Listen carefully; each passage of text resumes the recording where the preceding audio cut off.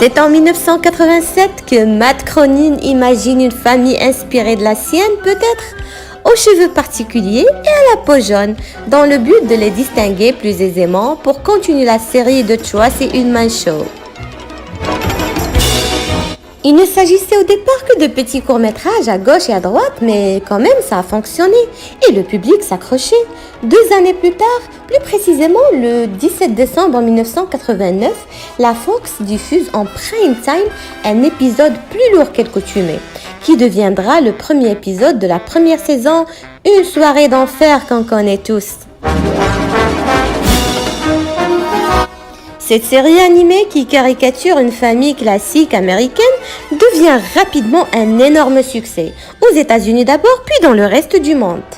Alors, Matt Groening devient producteur de la série et tout un tas de scénaristes travaillent ensemble à l'écriture des différents épisodes.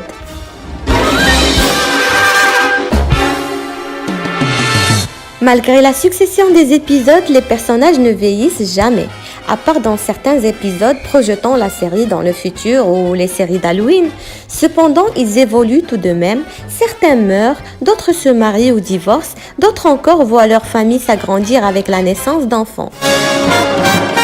La série doit bien évidemment une grande partie de son succès aux personnages caricaturaux imaginés par Matt Groening. Homer le père est inspecteur de la sécurité à la centrale nucléaire de Springfield où habite la famille Simpson. Ses activités préférées? Pas grand-chose. Boire, manger, regarder la télévision et dormir. Marge la mère est le stéréotype télévisé de la mère au foyer américaine. Patiente, elle essaie de maintenir l'ordre dans la maison des Simpsons et la force moralisatrice de la famille. Les 3 enfants de la famille sont Bart, Lisa et Maggie. Bart est un garçon rebelle, manquant de respect envers l'autorité et plus intéressé par les bêtises que par les études.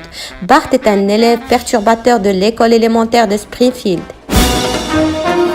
Lisa, 8 ans, est passionnée par le saxophone. Elle est surtout la surdouée de la famille et son intelligence lui donne l'impression d'être une marginale dans sa propre famille.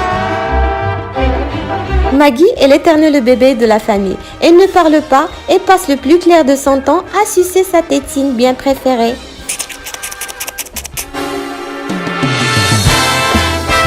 Les Simpsons exercent un poids important dans l'univers télévisuel et la culture populaire.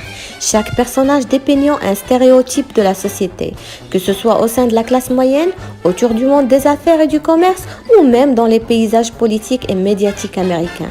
La série est considérée comme la figure centrale du style de Matt Groening.